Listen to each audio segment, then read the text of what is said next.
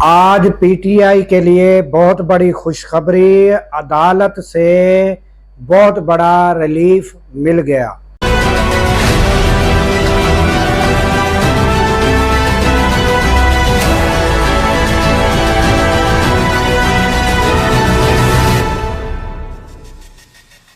अस्सलामुअलैकुम, मैं हूं अब्दुल गफ़ार।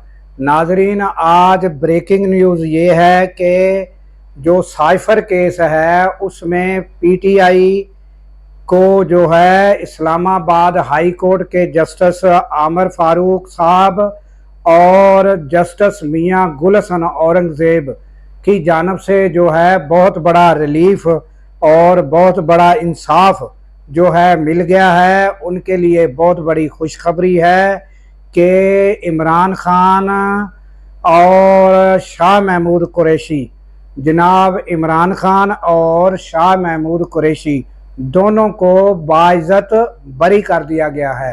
ये थी आज की ताज़ा तरीन ब्रेकिंग न्यूज़।